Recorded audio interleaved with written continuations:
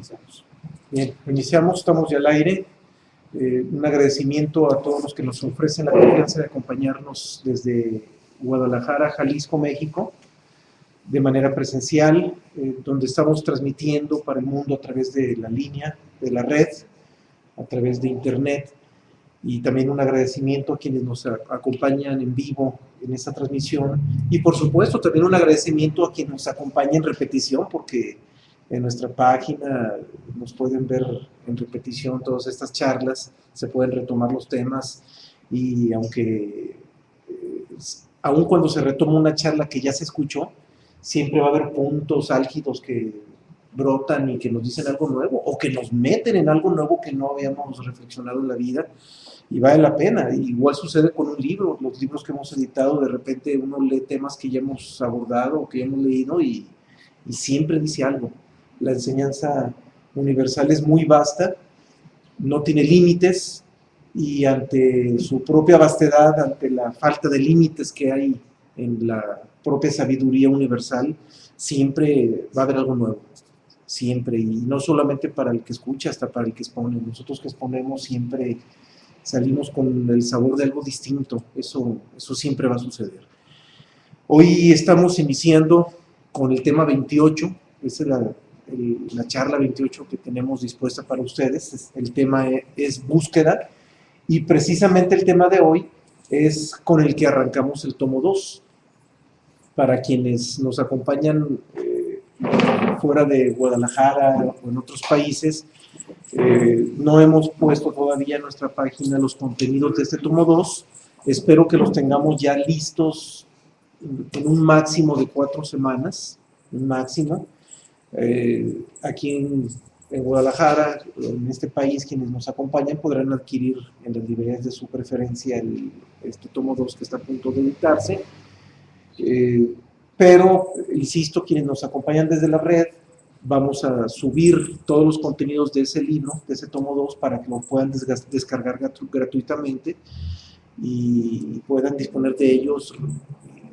Hay quienes encuentran más cuando escuchan una charla, hay quienes encuentran más cuando leen, hay predisposiciones distintas. Aquí lo importante es que tengamos a nuestro alcance todo este material para que podamos disponer de él. Vamos a empezar con el tema de hoy, que es búsqueda. Insisto, es como arranca este tomo 2, y este tema de búsqueda adquiere un paralelismo muy interesante con el primer tema del tomo 1, es decir, arranca de una manera muy parecida al tomo 1. Recordarán que el tomo 1 inicia con el tema ¿quién soy?, ¿de dónde vengo y hacia dónde voy? Ese es el tema con el que inicia el primer tomo, y el tema de hoy es búsqueda, y si se logra percibir, tiene mucho que ver, porque cuando alguien ya se hace esas preguntas, la búsqueda es inevitable. Entonces ya uno busca saber, uno busca comprender quién es, quién realmente somos, de dónde venimos y hacia dónde vamos. Y no solamente de dónde venimos y hacia dónde vamos por designios naturales, sino por lo que nosotros, bajo nuestra propia responsabilidad, determinamos hacia dónde nos queremos dirigir. El de dónde venimos ya es inevitable, pero el hacia dónde vamos sí puede tener variables dependiendo de la determinación que uno pueda tener a lo largo de la vida. Pero para tener determinación, lo primero que ocuparíamos es salir del sueño, no estar dormidos. Cuando alguien está dormido, no puede existir la determinación. Y si estamos dormidos y no hay determinación, creemos que buscamos, pero en realidad no estamos buscando nada. Lo único que estamos es siguiendo el curso natural de la vida, creyendo que tenemos la voluntad, la capacidad para cambiar nuestro destino, y no es cierto. El destino llega inevitablemente, y no porque seamos incapaces, y no porque la vida nos tenga prefabricado todo, sino porque estamos dormidos. Es todo, estamos dormidos. Entonces no podemos echarle la culpa a la vida y al destino de que ya todo tenga que suceder de una manera fatalista. Es absurdo. Pero lo más absurdo es que la inmensa mayoría de los humanos estamos dormidos. Y mientras estemos dormidos, mientras estemos identificados con el quehacer de la existencia, nuestras posibilidades de cambio quedan totalmente en el vacío. Son casi nulas. Por eso la insistencia es que para tener la posibilidad de buscar realmente, el primer paso fundamental es despertar. O por lo menos estar un poquito menos dormido. O sea, por lo menos que el sueño no sea tan profundo, porque ya hablar de un despertar es demasiado ostentoso, es demasiado pedir. Por lo menos que nuestro sueño no sea demasiado profundo. Ya con que baje la profundidad del sueño ya es una gran ventaja, por lo menos hay ciertos visos de posibilidad de aprender algo, no aprender, de vislumbrar algo, Ahora, ¿por qué estamos dormidos? Porque los humanos nos hemos mantenido identificados con todo lo externo, incluido nuestra personalidad, nuestro cuerpo, nuestra mente, creyendo que es la realidad. Y ante ese estado de identificación, es inevitable que los propósitos, todos los propósitos que nosotros vamos generando hacia la vida, los generamos en función de nuestra propia naturaleza. Y me estoy refiriendo a la naturaleza de nuestra personalidad, por supuesto. Entonces, las cualidades básicas, las cualidades fundamentales de la naturaleza de nuestra propia personalidad determinan la orientación de los propósitos que nuestra mente vaya generando. No puede ser de otra manera. Un hombre orientado hacia la naturaleza, un hombre identificado con su personalidad, no puede generar un propósito que no esté orientado hacia su propia naturaleza, hacia con lo que está identificado. No puede ser de otra forma. Y esa identificación es la que nos ha mantenido siempre dormidos, porque los propósitos que hemos ido generando también están en función de esa identificación hacia lo externo, hacia la personalidad. Entonces nos metemos en una especie de círculo vicioso. Un círculo vicioso en que los propósitos se orientan hacia la naturaleza porque es nuestra naturaleza biológica. Y esa naturaleza biológica no puede generar propósitos que no estén orientados hacia la supervivencia y hacia su propia naturaleza. Y esos propósitos, a su vez, reorientan hacia la propia naturaleza biológica. Entonces, es un no terminar, es un círculo vicioso del que no se sale, del que no se puede salir. Porque todo está encerrado en ese ir y venir dentro de la propia naturaleza de nosotros mismos. Pero lo más triste es que los humanos, también por naturaleza, siempre orientamos nuestros propósitos a la felicidad. ¿A quién conocemos nosotros que no está orientado a una búsqueda de ser feliz? Y no solamente los humanos, también los animales. También los animales buscan comodidad, buscan tener alimento, buscan un refugio donde protegerse de las inclemencias de la naturaleza. Entonces, el propósito de ser feliz no es un impulso natural exclusivamente del humano. Es un impulso natural de todo tipo de animal, incluso del reino vegetal. Claro, la única diferencia es que los humanos tenemos el cuerpo intelectual desarrollado y podemos darnos cuenta. Pero también podemos darnos cuenta de que ese impulso natural que nos empuja a la felicidad, siempre la felicidad, es permanente. Pero ¿dónde viene la parte más triste? En que, aunque nos mantengamos mecánicamente impulsados a buscar la felicidad, diría instintivamente impulsados a buscar la felicidad, la encontramos, maravilloso, la encontramos, pero de manera muy parcial y de manera temporal.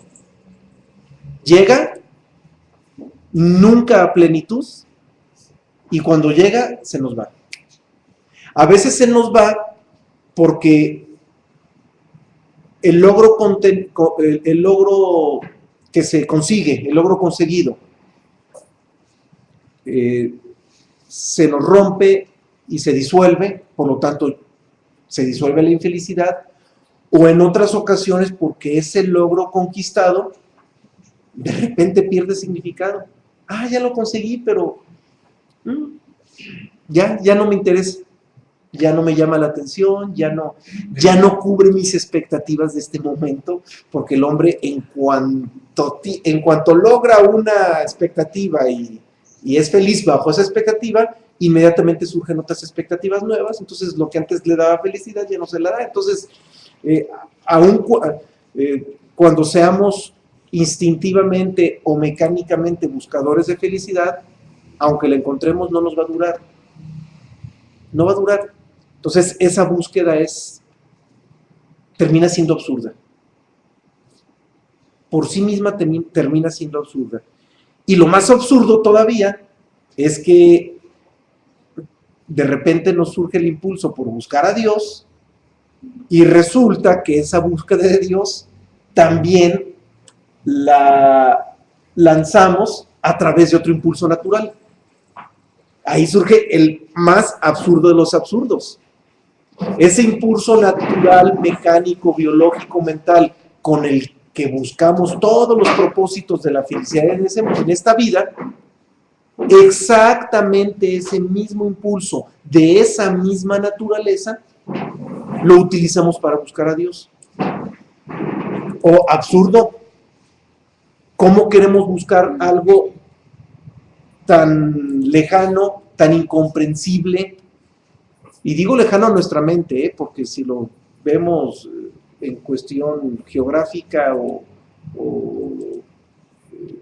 analítica o geométrica, lo llevamos dentro. O sea, la presencia de Dios la llevamos más cerca de lo que nos imaginamos, está dentro de nosotros, pero mentalmente está lejísimos porque la mente no puede comprenderlo.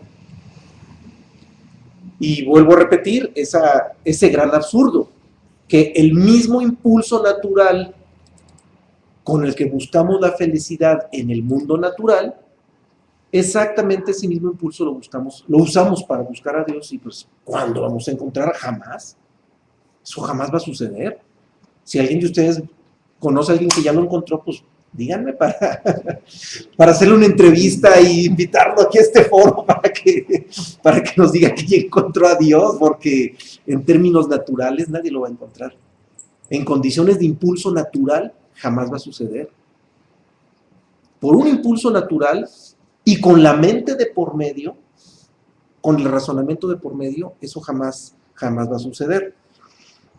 Ahora, por lo mismo, antes de emprender una búsqueda, estamos en el tema de la búsqueda, antes de emprender una búsqueda, primero tenemos que identificar la naturaleza de la búsqueda que pretendemos. Eso es fundamental. Tenemos que comprender qué naturaleza tiene lo que estamos buscando. Si lo que estamos buscando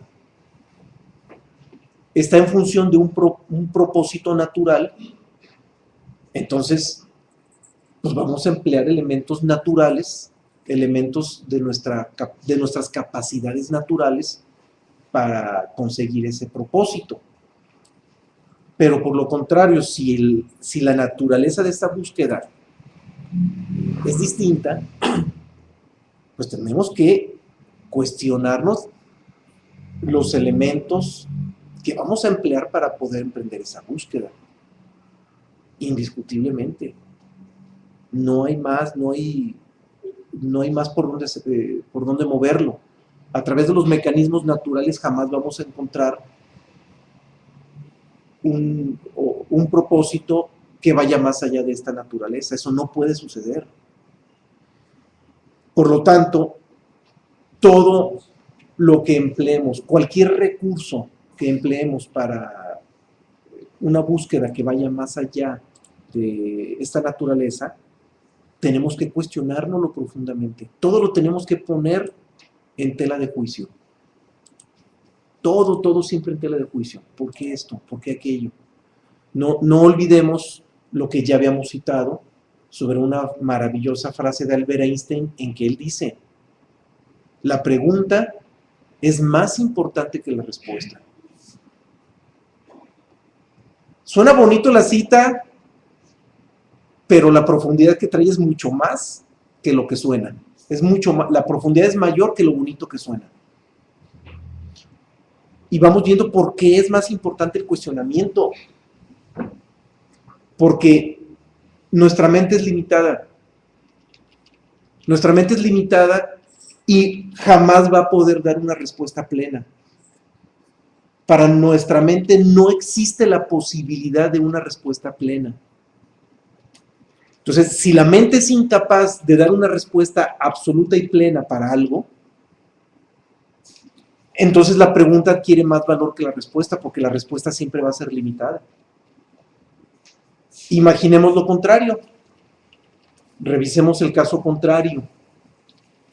Quito la palabra imaginemos, porque la imaginación no sirve de nada y ahorita vamos a observarlo. Revisemos el caso contrario. Si nosotros a una pregunta le damos una respuesta que nos imaginamos que es correcta y que nos imaginamos que es plena, lo único que hacemos es mandar al suelo la pregunta y se acabó todo. Pero ¿cuándo nos detenemos a comprender que las respuestas nunca son plenas? Y como las respuestas nunca son plenas, las preguntas siempre tienen que estar abiertas. Y las preguntas se convierten en ese vacío, lo que se conoce como el vacío iluminador.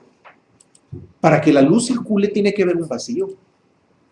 La luz no puede circular si no hay un vacío de por medio. Entonces, las preguntas, cuando nosotros somos lo suficientemente inteligentes para mantenerlas abiertas, ante la humildad, el reconocimiento humilde de que nuestras respuestas son limitadas, pues las preguntas se mantienen abiertas y ese vacío que se genera con las preguntas abiertas es el vacío iluminador. Por eso, con toda razón y con toda profundidad, Albert Einstein dice, las preguntas son más importantes que las respuestas. Entonces, siempre que, metiéndolo al contexto del tema de hoy, que es la búsqueda, siempre que busquemos algo y que tengamos o que consideremos ciertos elementos para la búsqueda, tenemos que cuestionárnoslo todo. ¿A dónde nos van a llevar? ¿De qué nos van a servir? ¿Qué tipo de resultados me puede dar esto? Todo tiene que estar siempre cuestionándose. Porque el día que dejemos de cuestionarlo, ese día muere la humildad, brota la arrogancia y el ensimismamiento, y esto nos manda al suelo todo. Es más, hasta nuestro espíritu de búsqueda desaparece. Hasta eso puede desaparecer. Bien, una vez que empezamos a ver la naturaleza de los propósitos de la vida, pues vamos a ver dos grandes vertientes. En primera instancia, los propósitos a los que estamos acostumbrados a manejar, los propósitos que habitualmente mueven nuestra vida, que son los propósitos generados por nuestra mente. Y todos los propósitos, todas las búsquedas que nuestra mente genera, van a fluir siempre a lo largo de una línea horizontal. Todo siempre a lo largo de una línea horizontal. ¿Y qué sucede con una línea horizontal?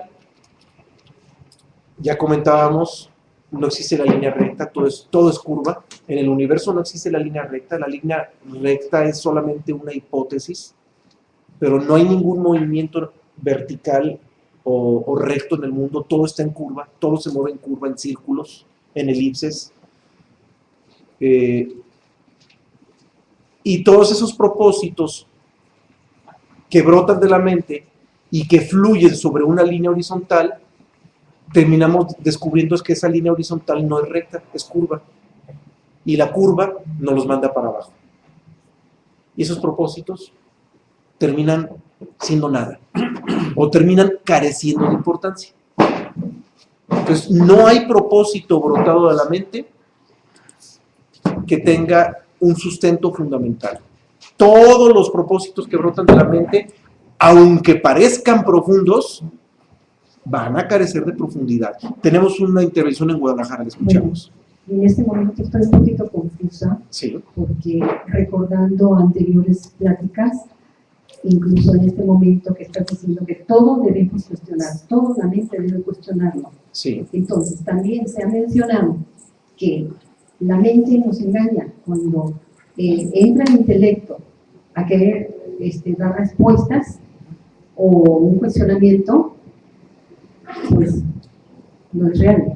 Entonces, se ha mencionado también aquí por ti que la única forma, el único medio de encontrar la verdad, de encontrar las respuestas, es no intelectualizando, sino por medio de la meditación. O sea, esa otra parte del ser, ¿sí?, que va más allá que la mente, es quien tiene la respuesta. Sí. Entonces, parece ser un contrasentido que se diga, es que la mente, tenemos que cuestionar, tenemos que buscar, las respuestas llegan cuando no estás mentalizando, o sea, que tu mente esté pidiendo una respuesta o buscando algo, incluso cuestionando. Sí. Es otra esfera del ser, Sí, eso está que es la mente, que va más allá de la mente, por definitivamente. supuesto. Entonces, ahorita con esto me Sí. confundí un poquito. Es que es normal, es natural. Y mire, y hago una aclaración. Es maravilloso que surjan esas confusiones, porque eso abre más preguntas. Y entre más preguntas tengamos abiertas. Sí, porque parece un contrasentido, ¿verdad? No, y es que hay una cosa importantísima. Ese contrasentido es una paradoja. Y siempre que nos acerquemos a la naturaleza del ser, ya le podemos llamar naturaleza de Dios, como gusten, siempre que nos acerquemos a la naturaleza del ser, nos vamos a encontrar inevitablemente ante una paradoja. Siempre. La paradoja va a surgir. Y la mente no va a ser capaz de descifrar las paradojas. La mente solamente va a tratar de hacerse un lado, de tratar de brincarla, pero no va a poder. Y esas paradojas se destraban cuando la mente se suelta, cuando la mente cede. Cuando la mente cede. En este caso, la paradoja es que la verdad no puede ser encontrada por la mente, pero la búsqueda inicial tiene que ser a través de la mente. O sea, la búsqueda empieza a través de la mente. Nosotros estamos plenamente orientados a lo externo y la mente está convertida en el regente de nuestra existencia. Estamos tan identificados con la mente que es inevitable que nuestra conducción de vida parta de que nuestra mente es nuestro ser. Nuestra vida fluye en una confusión permanente de que nuestra mente es nuestro ser, porque todo se conduce a través de la mente. Entonces, en el estado de identificación tan grande en el que vivimos, es inevitable que la mente esté por delante. Por eso, la búsqueda empieza por la mente. Pero también nos queda claro que la mente no es la que llega a su destino. Y esto metafóricamente está descrito en ese gran éxodo en el que Moisés conduce a todo el pueblo de Israel a la tierra prometida. Pero Moisés no llega. No llega Moisés. ¿Recuerdan, no? O sea, quienes hayan leído el Antiguo Testamento recuerden ese pasaje histórico y es un símbolo de esto. O sea, Moisés inicia la búsqueda con el pueblo de Israel, inicia la búsqueda de la tierra prometida, pero ya cuando se acercan y cuando están a punto de llegar, Moisés, por muchas razones, no le toca llegar. Y así sucede con la mente. La mente inicia el proceso. Y al inicio hacemos nosotros conjeturas maravillosas con la mente. Son exquisitas, vale la pena hacerlas, no hay que rechazarla, ¿eh? No hay que rechazar a la mente. Pero cuando nos aproximamos a la verdad, entramos a esas grandes paradojas y ahí es donde la mente tiene que decir, ya no más, ya no puedo. Tiene que tener la mente la humildad para decir, hasta aquí. Moisés tuvo que reconocer y tuvo que aceptar que él no iba a entrar a la tierra prometida. Y lo aceptó y no le quedó de otra. Y es un, digamos, tiene un paralelismo con lo que ahorita estamos citando, ¿sí? Hay una intervención. Sí, lo mismo le sucede a Juan el Bautista, cuando asegura el que viene en pos de mí. Sí. Porque es la personalidad que en ese momento se manifiesta y dice, bueno, yo llego hasta aquí, y el que viene en pos de mí es el que continúa. Sí. Exactamente. Y eso es ante la paradoja. Y ahorita sale esta paradoja, pero siempre por cualquier tema que nosotros abordemos, a través de cualquier tema que abordemos, a la medida en que nos acerquemos a la verdad, nos vamos a topar con otra paradoja distinta, pero siempre va a haber una paradoja de por medio, y ahí es donde la mente tiene que decir hasta aquí. Hasta aquí. Y eso solamente sucede cuando hay una mente humilde, que reconoce que no es el ser. Escuchamos, sí. Sí, buenas noches. En base a lo que la señora menciona y lo que tú nos has mostrado, como conclusión entiendo que independientemente la importancia es que lleguemos a ese punto sin utilizar la mente, pero que ahorita todos los procesos para llegar a esos puntos donde ya el ser sea el que esté más manifestado, tenemos que utilizar la mente, y eso implica no tanto contemplar, sino analizar, o sea, todos los puntos que nos has mencionado, y es un proceso. Sí, es un proceso. Sí. Sí, también lo que pasa es de que como personalidad, hay veces que nuestra mente se enfrasca. Por ejemplo, cuando ya llegamos a ciertas conclusiones en la vida, ya creemos que ya tenemos las respuestas. Y ese es el problema que nos atora, el no saber que existen otras respuestas. Por ejemplo, que una gente ya sepa mucho de algún tema, si llega otra persona de otra nueva generación y quiere enseñarle las cosas, ya no le entra. Porque él dice que ya los conceptos son así y su mente se cierra. Entonces, por eso que Álvaro ahí se comenta, hay que seguirnos cuestionando las mismas preguntas, porque nuestro nivel de ser cambia y las respuestas van a ser diferentes. También nos comenta Krishnamurti, normalmente nosotros como personalidad estamos constantemente reaccionando con un programa interior de las respuestas que ya tenemos predestinadas o prehechas o preprogramadas. Entonces, tenemos que vencer esa mecanicidad que tiene la mente de reaccionar y meternos directamente a la acción, que es abrir nuestra mente a otras respuestas, que hay otro paraíso de respuestas en ese sentido. Y cada una de esas respuestas jamás considerarla absoluta. O concluyente. O concluyente. Sí. No, sí, o sea, jamás llegar a una conclusión. Es un error grandísimo llegar a una conclusión de algo. Porque en la conclusión se cierra la pregunta. O sea, nunca llegar a una conclusión. Dejar siempre la pregunta abierta, siempre. Eso es fundamental. Mientras las preguntas se mantengan abiertas, el buscador sigue vivo. El día que las preguntas se cierran, el buscador desaparece. Perdón. A ver, hay otro. Son los elementos parabólicos de los que se habla constantemente en la Biblia, ¿no? O sea, sí.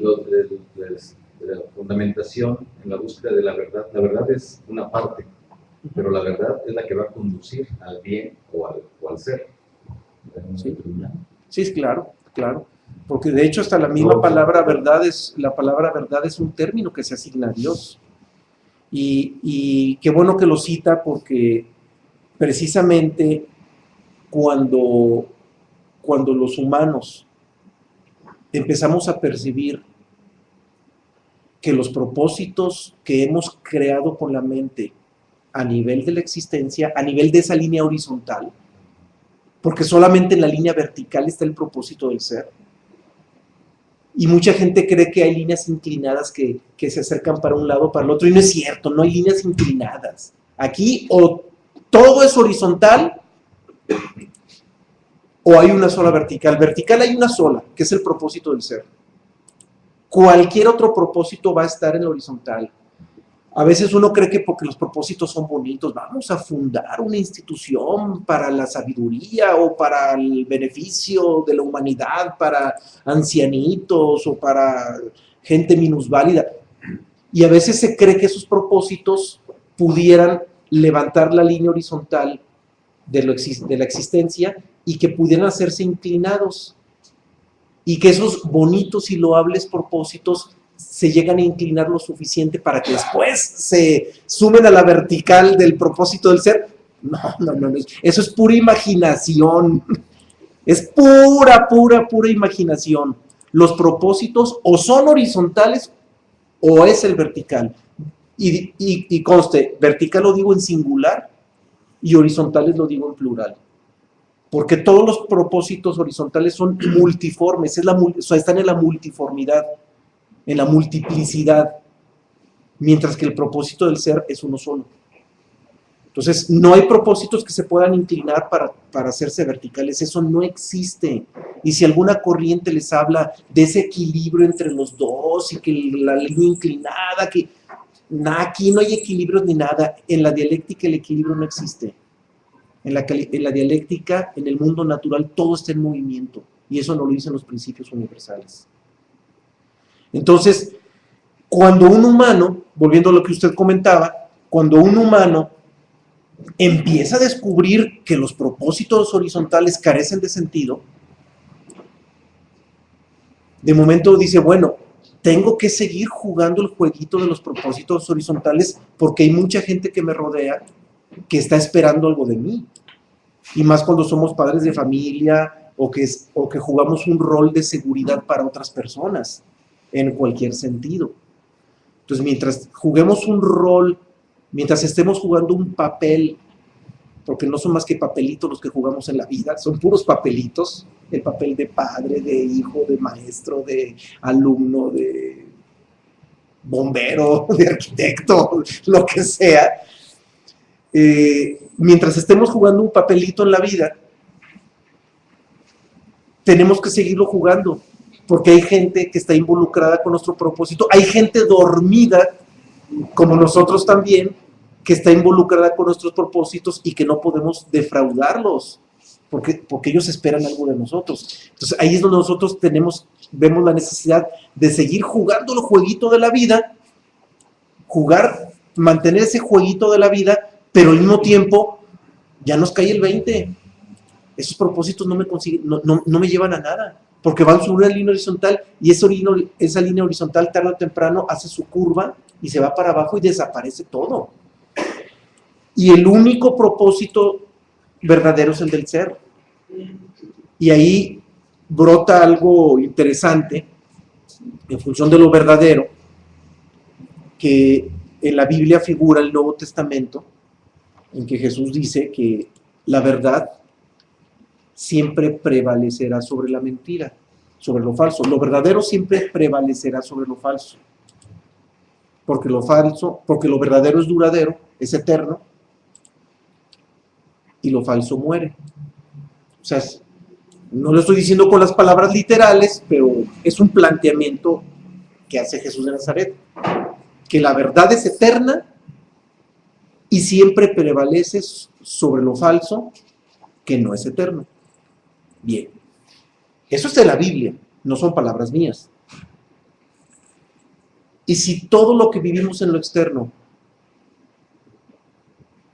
está en proceso de desaparecer, automáticamente es falso.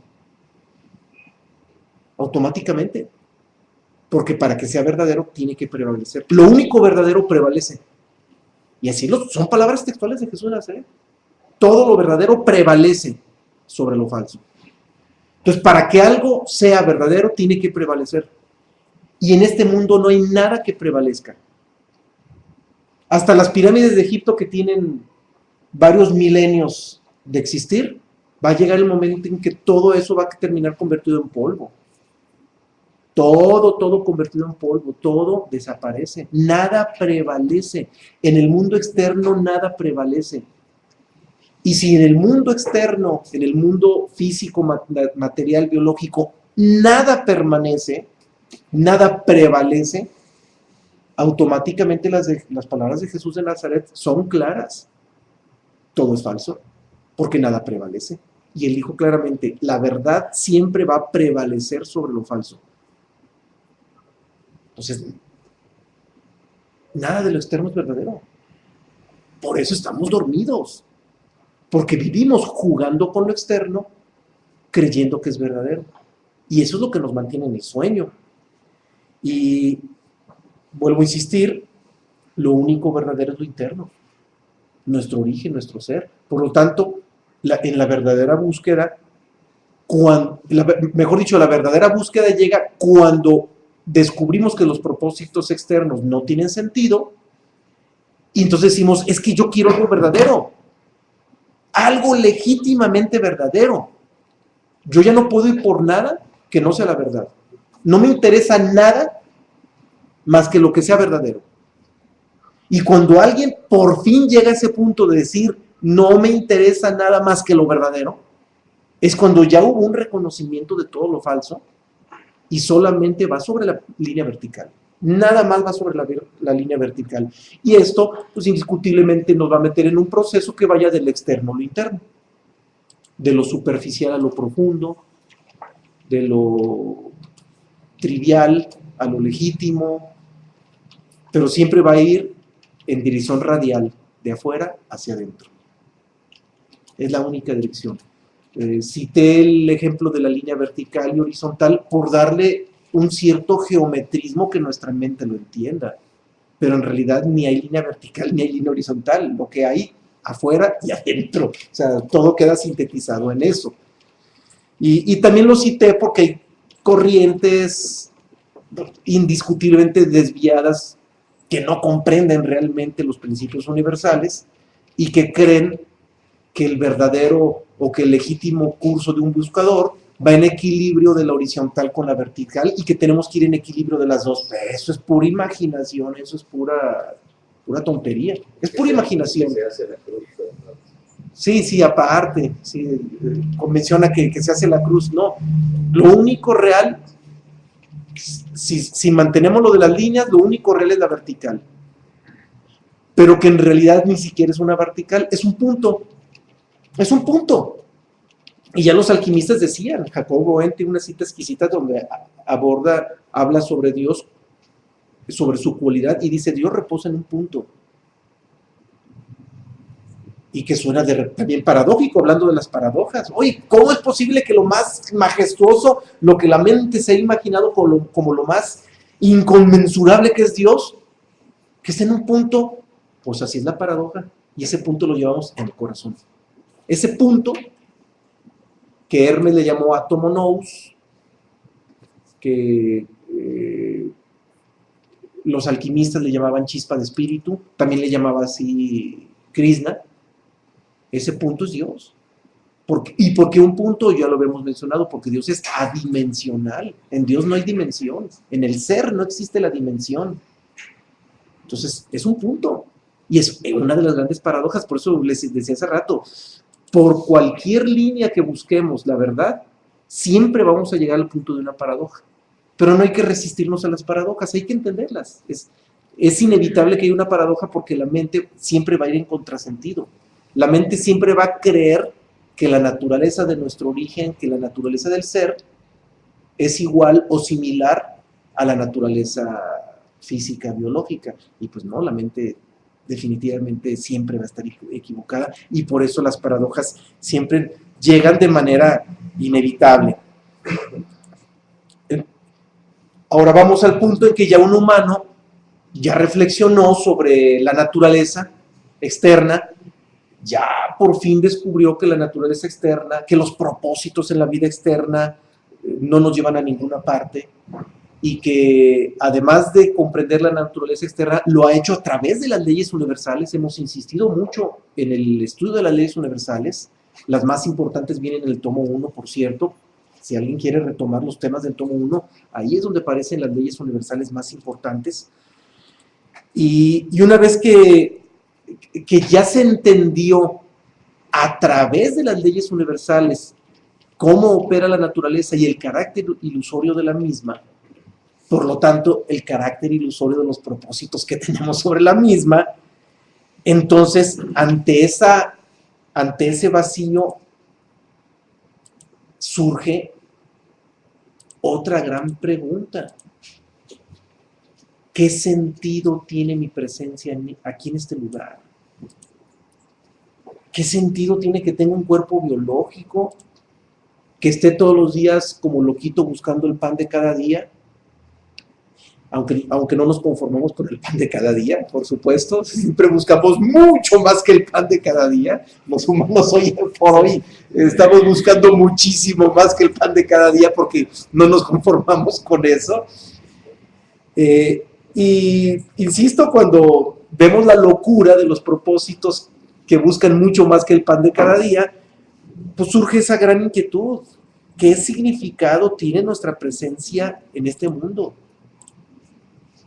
Y cuando surge la inquietud y cuando empezamos a escudriñar sobre el significado que tiene este mundo externo y nuestra presencia en este mundo externo, llegamos a una conclusión, es inevitable llegar a una conclusión rudísima.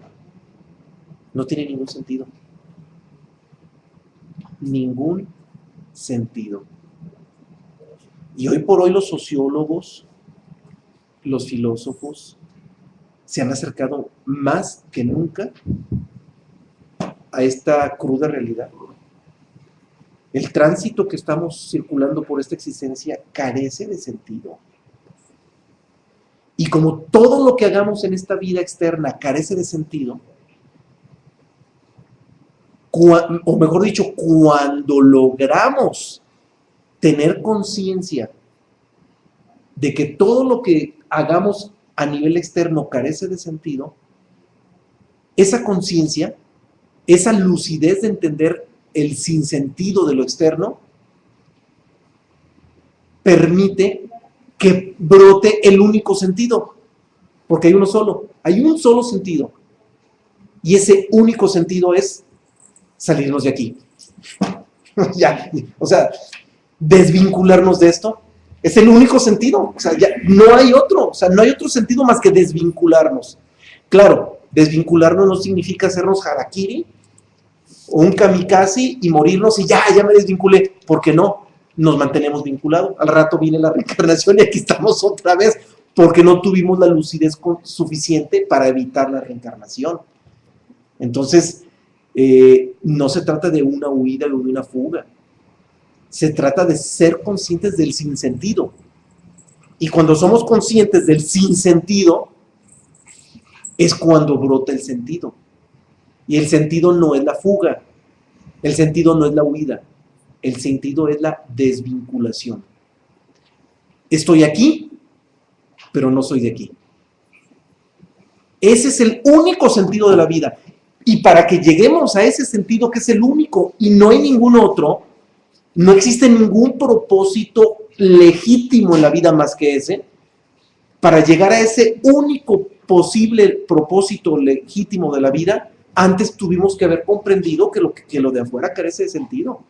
Que lo de afuera, que en todo lo de afuera, de repente podemos encontrar cosas con mucho sentido, Hay gente como la Madre Teresa de Calcuta, que le dio un sentido a su vida porque se la pasó toda su vida ayudando a la gente pobre. Y de repente, ética y moralmente adquiere un sentido muy grande. Pero van a pasar 1000 años, 10,000 años, 100,000 millones de años. ¿A dónde condujo esto? A nada. Condujo a que una civilización imaginaria dentro de la conciencia colectiva del universo brotó, creció, se reprodujo, murió, desapareció, ya, o sea, al final de cuentas todo terminó siendo un chispazo que así como brotó, desapareció y se acabó. Entonces, aún los propósitos que nos pueden parecer magnos, cuando la objetividad de la conciencia se pone por delante, pierden sentido. Y cuando ya nos queda claro del sinsentido de todo, aún de lo más loable, hasta entonces, insisto, brota el único sentido. Estoy aquí, pero no soy de aquí. Y lo único que me toca hacer aquí es observar. ¿Para qué? No me importa saber para qué.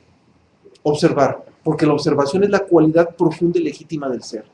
Ni siquiera vale la pena analizar el por qué ni para qué. Simplemente observar, es lo único. Aquí no estamos más que para observar. Desvinculados. Por eso insistí, estoy aquí, pero no soy de aquí. Nomás observo lo que sucede aquí, pero yo no soy de aquí. Nos hacen una pregunta. A ver, una pregunta de la red y ahorita seguimos con la pregunta de aquí de Guadalajara. Sí, tengo paciencia. Surgió una confusión en la red. A ver. Nos dice Sonia, ¿cómo es que estoy y no estoy? Bueno, aquí en esta existencia, como personalidad, aparentemente estoy viviendo una vida. Perdón por el pleonasmo. Pero la vida, como dice la Biblia, la vida es vivir en el presente. Pero como personalidad no vivimos el presente, vivimos, nuestra mente siempre está en el pasado o en el futuro y siempre está adherida a un deseo. Entonces, podemos transcurrir toda esta existencia, toda esta personalidad, sin darnos cuenta que tenemos una doble naturaleza. Una naturaleza que persiste aquí, que quiere nacer, crecer, reproducirse y morir. Pero es más, sin embargo, existe una doble naturaleza, una parte interior mía, que prácticamente no le hacemos caso, está inerte. Y nunca volteamos a ver esa parte interior. ¿Por qué? Porque estamos evocados hacia lo exterior. Cuando nos damos cuenta que existe esa parte interior, nos damos cuenta que somos un espíritu, que estamos viviendo una experiencia humana, y no al revés, que estamos viviendo una personalidad, una experiencia humana, y que de vez en cuando tenemos experiencias espirituales. O que pretendemos tener experiencias espirituales, lo que nunca le va a suceder a la personalidad. Por eso estoy y no estoy, Sonia. Estoy como personalidad, bueno, la parte interna está desconectada. Desgraciadamente estamos desvinculados de esa parte interna, y es la parte que trasciende, desgraciadamente. Y es por eso que reencarnación tras reencarnación regresamos y no nos acordamos de lo anterior. ¿Por qué? Porque toda nuestra personalidad muere e inclusive nuestra memoria. Escuchamos también la inquietud aquí en Guadalajara. Quería recordar a Indra Nantaki, una filósofa que ya murió y es la única persona que yo conozco, bueno, que yo me di cuenta que afirmó lo que tú estás diciendo de que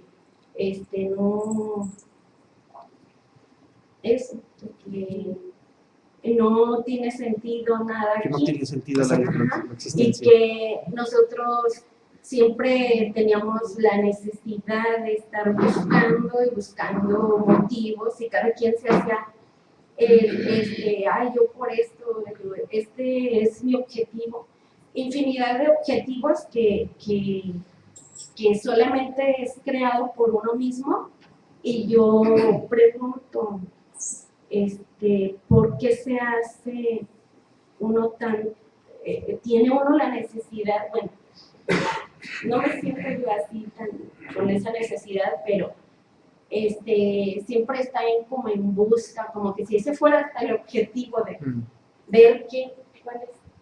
No, es que es una necesidad. Aunque parece ser, dice o no.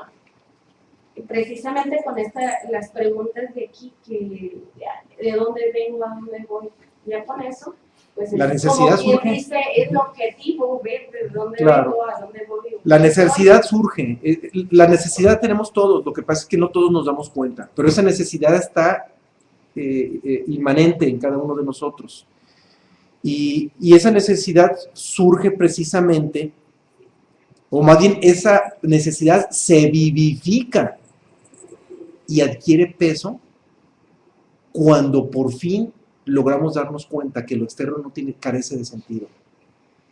Suena muy fatalista y cualquiera nos podría juzgar de fatalistas.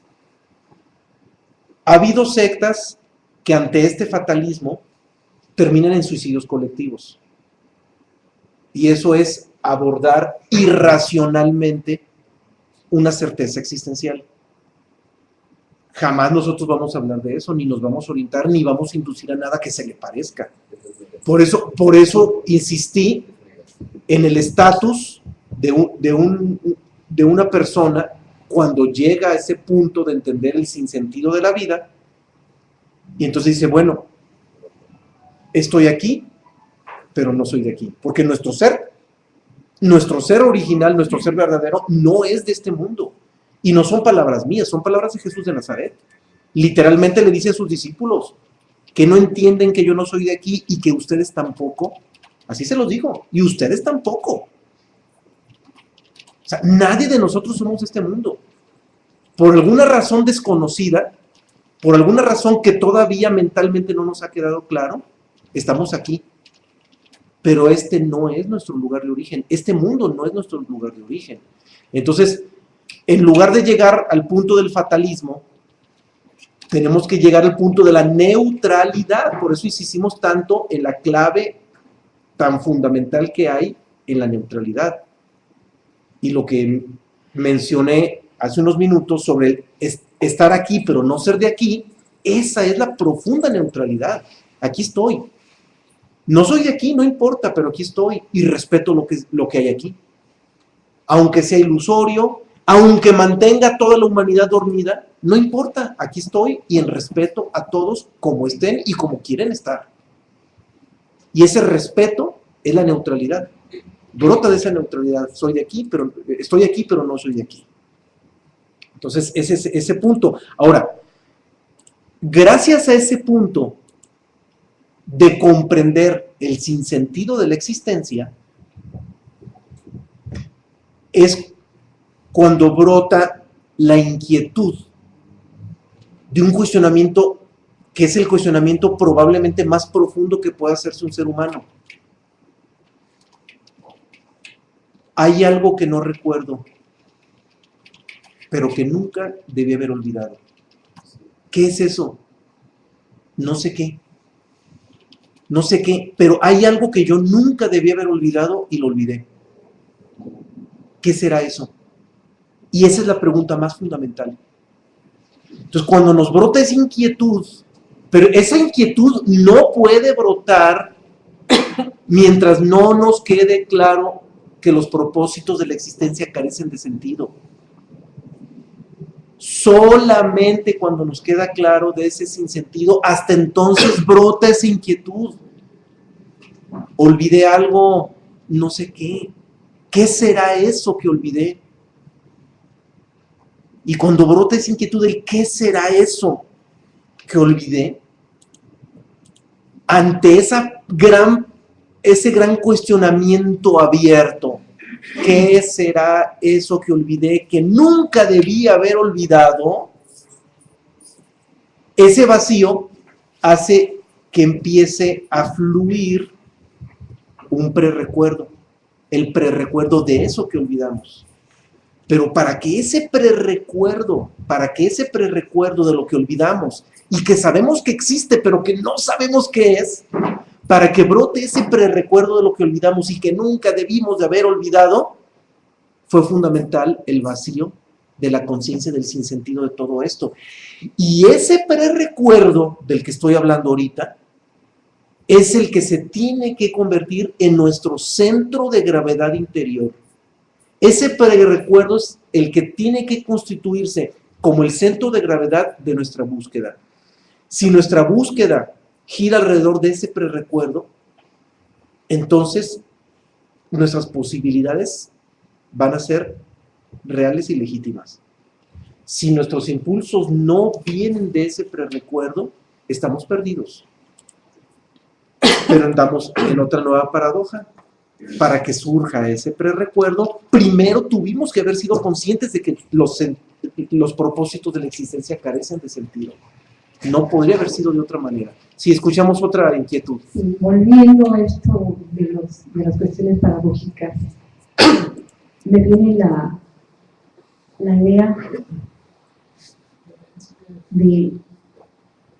o una duda acerca de qué nos está pasando como humanidad, que ahora hay más gente con cierto tipo de depresión, con cierto tipo de añoranza,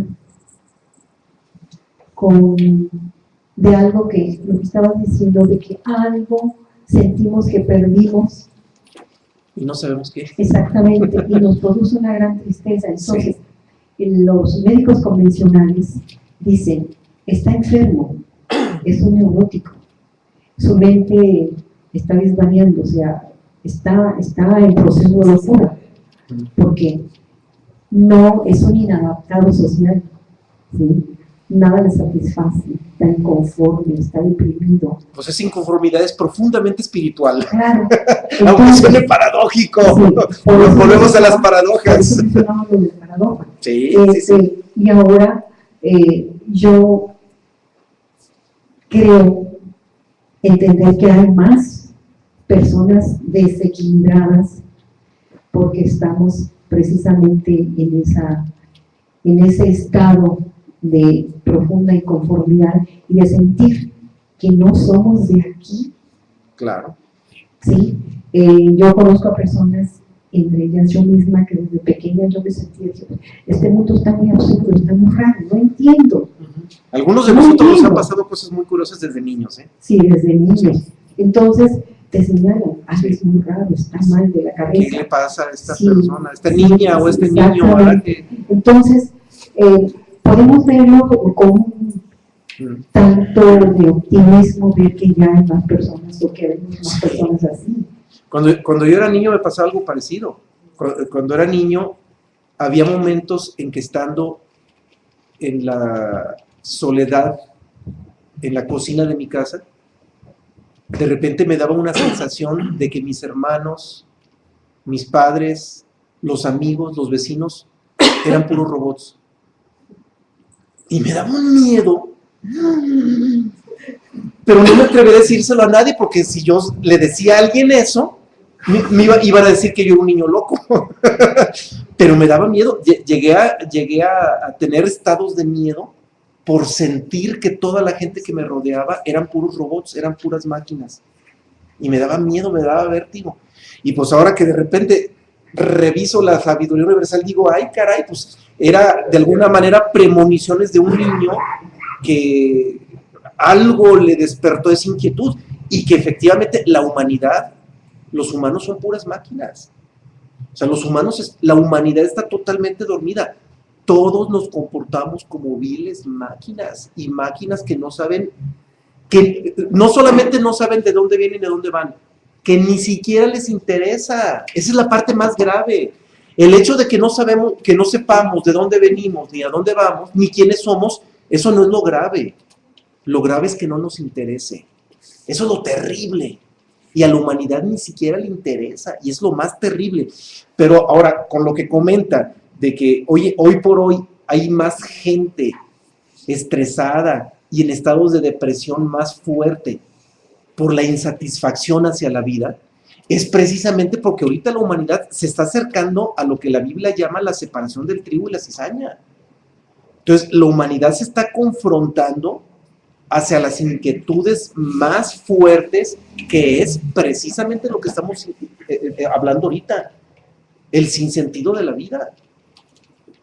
Y la humanidad ahorita empieza a confrontarse con el sinsentido de la vida. Y los sociólogos, los psicólogos y la gente de avanzada en el estudio de esto están llegando a esta conclusión. Los hombres de ciencia metidos en esto están llegando a la conclusión de que esto no tiene ningún sentido. Y la humanidad, aunque no esté metido en las ciencias sociales para estudiar esto, intuitivamente lo empiezan a sentir. Y por eso la humanidad ahorita está profundamente deprimida, porque no le encuentran sentido a nada, porque nada tiene sentido y estamos llegando a eso. El único problema es que este acercamiento de la humanidad a la conciencia del sinsentido de la vida, una de dos, o nos truena o nos libera. Los humanos van a terminar polarizados en eso, o tronados o liberados, y eso es el esquema que nos acerca a lo que la Biblia dice, la separación del trigo y la cizaña. O sea, tenemos que confrontarnos a cosas muy fuertes, y todos los humanos, y sobre todo quien está buscando, quien está legítimamente buscando la verdad, como dice Jesús de Nazaret, la única verdad, que no va por nada más que por la verdad, inevitablemente se tienen que confrontar con cosas muy fuertes para ver si realmente distingue lo ilusorio de lo verdadero. Eso es inevitable. Sí, escuchamos. Ahorita de las metas horizontales, está como en el Quijote de la Mancha que dice la razón de la sin razón, todo es las metas Horizontales, todo. Así que la única razón es la vertical. La única razón es la vertical y que es el ser, que está en el ser. Bien, sigamos ahora, a ver, otra más. Oye, ya llevamos 1 hora de introducción y voy a la mitad, que no más del material que tengo preparado, voy apenas a la mitad, entonces tenemos que acelerar un poco el paso. A ver, escuchamos la inquietud. Nos pregunta don Bernardo, entonces, las obras que hacemos y sacrificios de ayunos, ayudar al prójimo, etcétera, ¿no sirven para nada para llegar a una alta espiritualidad buscando la salvación o el paraíso? Externamente no sirven para nada, pero sí nos pueden servir para algo, para descubrir que no sirvieron para nada. Entonces sí sirvieron para algo. Claro, o sea, nada es en vano, pero hay que descubrir en dónde se queda el sentido. Sí. Y el sentido, que es profundísimo, volvemos a las paradojas. Ese profundo sentido llega precisamente cuando descubrimos que no tenían sentido. Ahí es donde se queda el sentido, porque ya descubrimos el sinsentido. Sí, también tenemos en nuestra cultura espiritual, religiosa, adquirida por las instituciones religiosas, que nos dicen que si te portas bien te vas a ir al cielo, que si haces tales obras de caridad te estás ganando el cielo. En realidad, hacer obras de caridad, estar en un estado humanitarista, funciona para la ley de causa y efecto. Nos funciona, si hacemos el bien, pues se nos regresa el bien. Aquí el problema es que nosotros confundimos todos este tipo de leyes con cuestiones espirituales. Es de una naturaleza diferente. Las leyes de la naturaleza no operan en la parte espiritual. O sea, en pocas palabras, no puedo comprar el cielo con buenas obras. La parte espiritual es algo que tengo que hacer yo mismo, interiormente y en un proceso interior.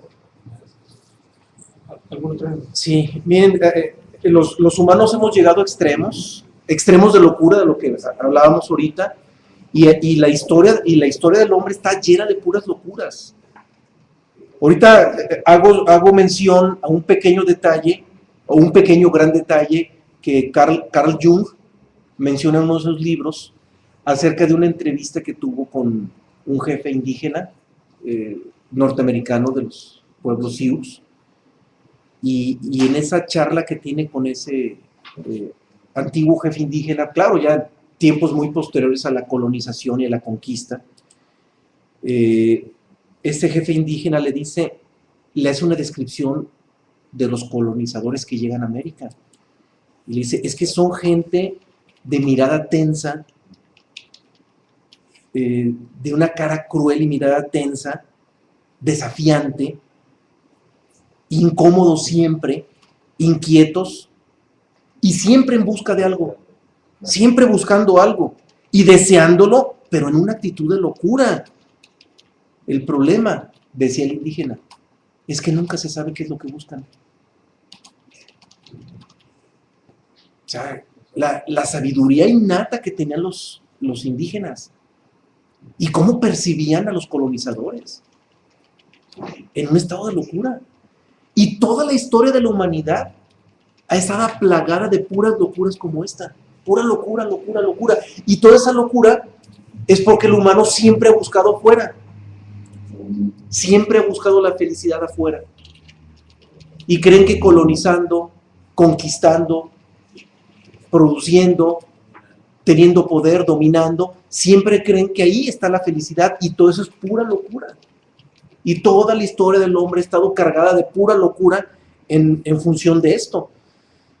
Y pues si ya nos quedó claro que hemos vivido en toda esa locura durante toda la historia del hombre, y nosotros hemos fluido a través de toda la historia del hombre, porque hemos reencarnado en más etapas de las que nos imaginamos, ya nos tocó vivir la locura a través de muchas encarnaciones, ya nos tocó experimentar el sinsentido de todos los propósitos de la mente, y tan es así que aquí seguimos en este mundo sin saber quiénes somos, ni de dónde venimos, ni a dónde vamos, Entonces, seguimos todavía en la locura.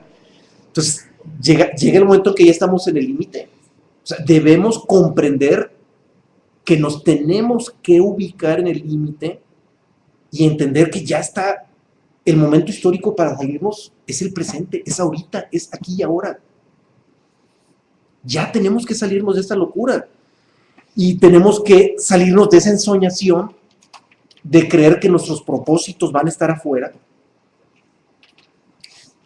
Tenemos que salir de la somnolencia del conformismo, de conformarnos con lo que externamente tenemos.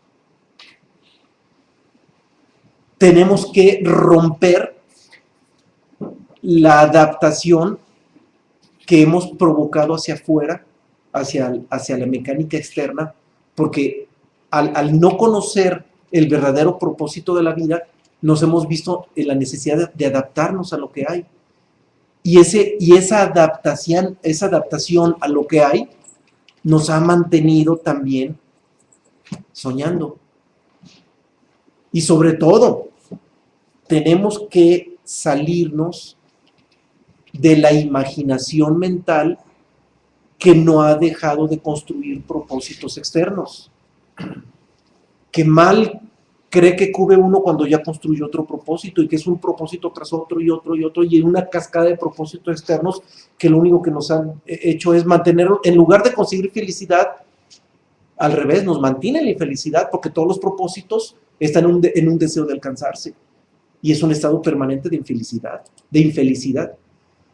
Entonces, tenemos que salir ya de esa locura, porque es locura. O sea, ese estado en el que vivimos los humanos es locura. No nos hemos dado cuenta que es locura. Nos ha costado mucho trabajo aceptar que verdaderamente es locura. Pero también nos tiene que quedar claro que salir de esa locura no significa huir del mundo, lo que comentábamos insistentemente hace rato.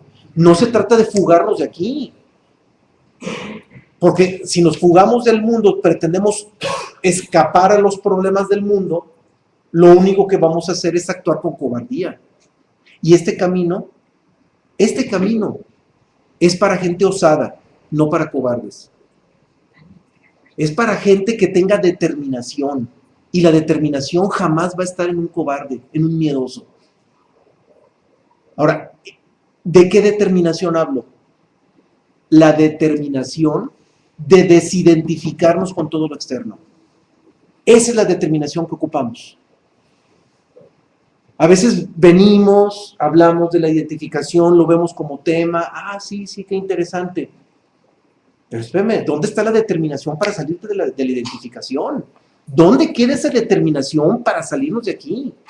Cada vez que tengamos un problema, chiquito o grandote, no importa el tamaño, a ver, chilloncito, a ver si es cierto que tienes determinación. ¿Te está doliendo? ¿Duele, verdad? ¿Duele? Pues sí, duele por idiota porque crees que es real tu problema. ¿Y dónde está la determinación de salirte de esa identificación con todo lo que estás viviendo? Y claro, tan idiota al que le duele por lo que sufre, como idiota el que goza de lo que consiguió. O sea, al final de cuentas, idiotas unos y idiotas otros, pero seguimos en esta locura, ¿verdad? Y es la locura de la que tenemos que salirnos. Y claro, comprender que esta salida no está en ir a rituales religiosos de nuestra religión que nos pusieron nuestros padres, o ir a cubrir mandas, o a hacer obras de caridad para que la vida nos lo premie. Eso es seguir en la locura. La única salida es la desidentificación. Lograr desidentificarnos de todo lo externo. Eso es la única salida. Ahí está el profundo proceso espiritual, aunque no suene espiritual. Otra de las grandes paradojas. Que alguien diga, me desidentifico con todo y tengo determinación para comprender y vivenciar la conciencia de que todo lo externo es un sueño. Eso no suena espiritual. Las religiones nunca hablan de eso. Y como las religiones nunca hablan de eso, no suena espiritual, porque nuestros conceptos de espiritualidad que nos pusieron nuestras religiones nada tienen que ver con eso. Bueno, pues esto es lo único espiritual que puede experimentar un humano. Es lo único lo único legítimamente espiritual que un humano puede experimentar. Todos los rollos pseudo-religiosos que nos han metido en la religión es producto de la imaginación colectiva del hombre. Y obsérvenlo, Jesucristo jamás habló de todos los rollos pseudo-espirituosos que hay en las religiones cristianas. Buda jamás habló de todos los rollos pseudo-espirituosos que hoy por hoy también existen en muchas religiones budistas y que suceden en todas las religiones del mundo. La única verdadera espiritualidad está en desidentificarnos, en salir de este sueño.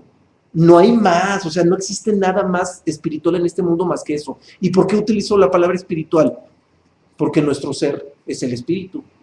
Y solamente cuando nos desvinculamos de la imaginación y del sueño de creer que todo lo de afuera es real, hasta entonces ese ser es libre. Hasta entonces nuestro ser puede ser libre, no puede ser de otra manera. Hay que vaciar la botella. Y comentan aquí en Guadalajara, hay que vaciar la botella, pero para vaciar la botella hay que descubrir que todo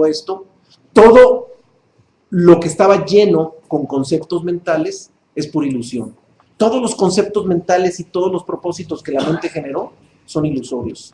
Ahí es donde se vacía, y no la botella, donde se vacía el Santo Grial. Ese es el símbolo del Santo Grial. O sea, cuando nosotros descubrimos la insustancialidad de la existencia, se nos genera un vacío.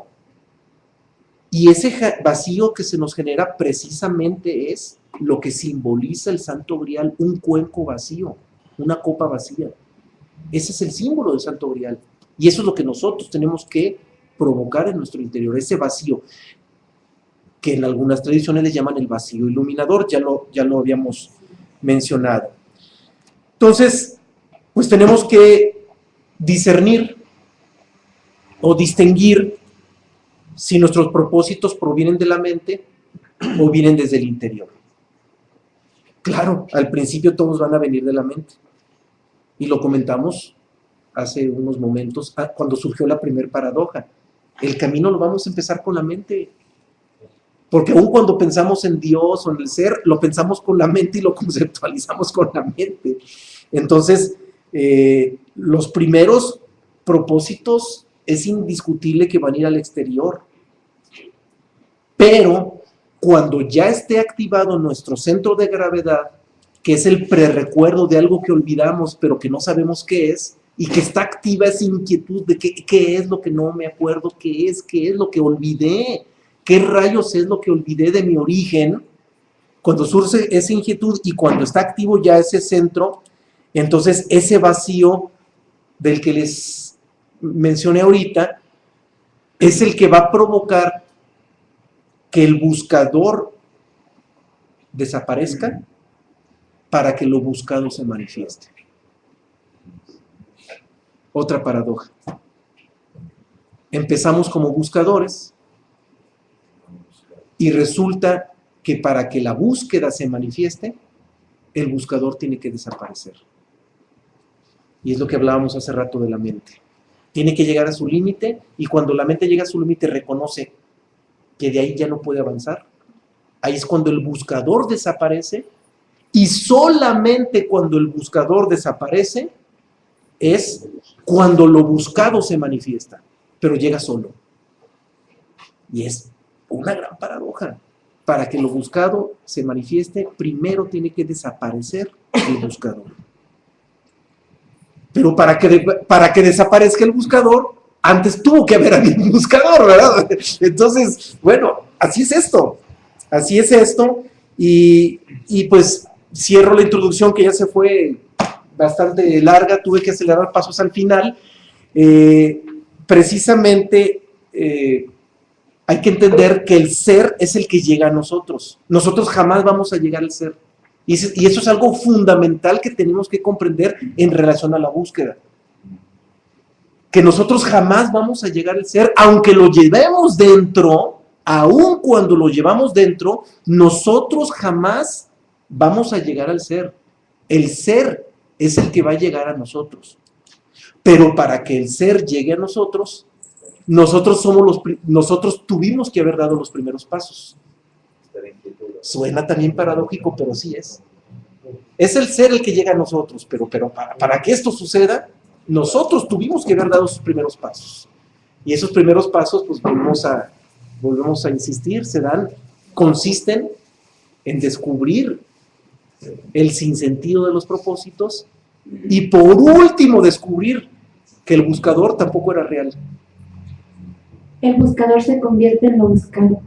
Sí, pero para que el buscador se convierta en lo buscado, o mejor dicho, para que el buscador se funda en lo buscado, en ese fenómeno de fundirse se da cuando el buscador descubre que también era parte de la ilusión. Solamente cuando el buscador, que originalmente es mental, descubre que también forma parte de la ilusión, es cuando el buscador se funde en el ser, cuando el buscador se funde en lo buscado. Y es lo que Jesucristo llama autonegación. Tiene toda lógica. Lo vamos a ver como tema, viene autonegación.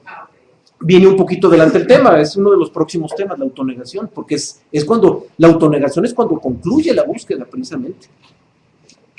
Y la búsqueda concluye cuando el buscador descubre que forma parte de la ilusión. Y es cuando él se funda en lo buscado. Y de eso hablan todos los libros universales, no es una idea que se nos haya ocurrido a nosotros, producto de nuestra imaginación, ¿verdad? No, los libros universales todos hablan de eso. Pues vámonos a las citas, vamos a empezar por las citas. La primera que tenemos preparada es del Zohar, viene de la tradición hebrea, muy interesante, es un exhorto, esta cita es un exhorto. Dice, cuídate de no buscar cosas que son demasiado duras para ti. Y cuídate de no buscar aquello que está oculto para ti.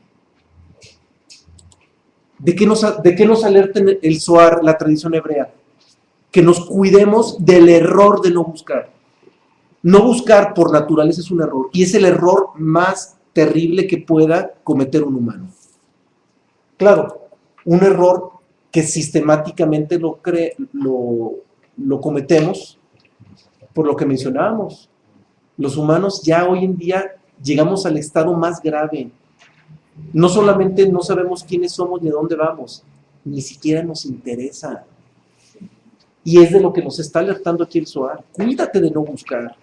No caigas en el error de no buscar, porque es lo más grave que te puede suceder. Bien, vamos a la siguiente. Nos trasladamos a la antigua China. Vamos con Confucio. La cita dice así: quien se pone a fabricar un par de zapatos sin conocer las medidas de los pies, por lo menos no terminará siendo un cesto de vino. Bien, aunque la búsqueda sea muy dialéctica, aunque la búsqueda sea muy relativa, nada es en vano. Porque precisamente cuando empezamos nuestra búsqueda, ese prerecuerdo se vuelve hacia lo exterior. Buscamos hacia lo exterior. Y no nos damos cuenta de cuál es la naturaleza real de nuestra búsqueda, que es la parte divina. Mas, sin embargo, como comentaba David hace rato, ¿no? Una vez de que encontramos lo que hemos buscado, encontramos la verdadera naturaleza de la búsqueda. Bien, la siguiente es también de Confucio, es muy... nos confronta mucho, esta cita nos confronta mucho. Dice, dejar un asilo seguro, abandonando el mejor camino, no es locura digna de compasión. Y esto es lo que nos sucede a todos los humanos. En lugar de buscar nuestro origen, en lugar de buscar nuestra realidad, estamos obsesionados en tener un asilo seguro. Ay, mi jubilación, mi pensioncita, una enfermera que me cuide cuando ya esté malito, y nos ocupamos, estamos tan ocupados en eso que nos olvidamos de lo único esencial de la vida, conocer nuestro origen. Y es que la soledad también es falsa. Aquí en Guadalajara dicen que la soledad es falsa. Bueno, lo que pasa es que la soledad tiene dos contextos. La soledad que se refiere a que interactuemos con pocas personas, eso es una soledad imaginativa. Y una soledad que nos mete a estados de depresión producto de nuestra imaginación. Porque hay que entender que cuando se llega al umbral del que estábamos hablando ahorita, en el que la mente descubre que como buscadora es parte de la ilusión y que así y solo así se funde en lo buscado, allí es eso, esa confrontación o ese límite o ese umbral lo tenemos que vivir en profunda soledad, pero es una soledad profundamente espiritual, porque es una soledad de desvinculación con todo lo que creíamos que nos acompaña. Esa es la soledad que tenemos que experimentar, simbolizada en Jesús cuando se va al desierto. Se va a la soledad del desierto, es un símbolo del estar desarticulado de todo lo de afuera porque es ilusorio. Esa es la soledad espiritual. Bien, vamos a una cita más también de la antigua China, pero ahora de la otra corriente. Dejamos el confucianismo y nos vamos al Zen con Sosán. La cita dice: no permanezcas en el estado de dualidad. Evita cuidadosamente esas búsquedas. Si queda rastro de esto o aquello, de lo correcto o incorrecto, la esencia de la mente se perderá en la confusión. Bien, la dualidad es, por ejemplo, que caemos en decir esto es bueno y esto es malo. ¿Por qué? Porque nuestras creencias, nuestros dogmas, o nuestra manera de ser, o nuestra tradición religiosa nos comentan que esto es bueno o malo y nada más caemos en la parte de la moral. Tenemos que ir más allá de la moral, tenemos que dejar la dualidad a un lado y tenemos que ir más allá de lo bueno y de lo malo. La parte divina está más allá de lo bueno y de lo malo. Y para poder conectarnos y vincularnos nuevamente con esa naturaleza, tenemos que dejar a un lado esta dualidad. Vamos ahora a Nepal, donde nació Buda, y en su evangelio dice algo también importantísimo. Por espacio de 6 años, el Bodhisattva, o sea Buda, se mortificó pacientemente y suprimió las necesidades naturales. Torturó su cuerpo y ejercitó su espíritu en las prácticas más severas de la vida ascética, es decir, se metió en un ascetismo radical, vivió una etapa de ascetismo radical. Sentado bajo un árbol, consideró el estado de su espíritu y los frutos de sus mortificaciones y pensó: mi cuerpo se debilita más y mis ayunos no me hacen adelantar un paso en la búsqueda de la salvación. Este no es el verdadero camino. Haré mejor fortificando mi cuerpo con la bebida y la comida, poniendo así mi espíritu en situación de encontrar la calma. Bien, este pasaje describe un momento en el que Buda, después de una larga etapa en que estuvo buscando hacia afuera, a través del ascetismo, el ascetismo es una búsqueda externa. Volvemos a lo que comentábamos, es una búsqueda externa. Sin embargo, nada es en vano, porque aun cuando lo externo carezca de sentido, adquiere sentido precisamente cuando descubrimos que no tiene sentido. O sea, en el momento en que descubrimos que no tenía sentido, es cuando adquiere sentido. Ese es el descubrimiento que adquiere sentido. Y en este pasaje, Buda descubre el sentido del sinsentido, que es una de las paradojas que hablábamos. Descubre el sentido detrás del sinsentido. ¿Qué dice? No tiene sentido seguir buscando a través del ascetismo. Seguir buscando en el ascetismo no tiene sentido. Entonces, tiene que haber algo que tenga sentido. Y al descubrir que no tiene sentido, abandona esa búsqueda y adquiere sentido en el acto del abandono de una búsqueda que no tiene sentido. En el acto de abandonar una búsqueda que no tenía sentido, entonces aquella búsqueda adquirió sentido, porque descubrió el sinsentido. Y es curioso porque en este momento histórico de Buda, sus discípulos lo abandonaron todos. Se quedó solo, se quedó sin discípulos, porque dijeron: mira, el Bodhisattva resulta que ahora ya está disfrutando de los placeres de la comida y de la bebida.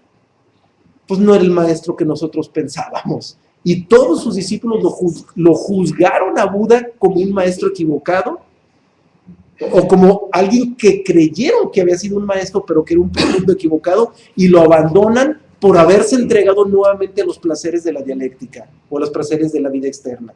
Y se quedó sin discípulos en ese momento. Claro, después llegaron más. Cuando encuentra lo que había, cuando encuentra el sentido detrás del sinsentido, llegan otros discípulos sintonizados en otro tipo de búsqueda, y obvio los discípulos que llegan después llegan a otra altura, a otro nivel de conciencia existencial mucho más elevado. Entonces, otra cosa interesante, los maestros también se equivocan. Los maestros también se equivocan, y en sus equivocaciones brotan grandes aciertos, y eso nos pasa a todos los humanos.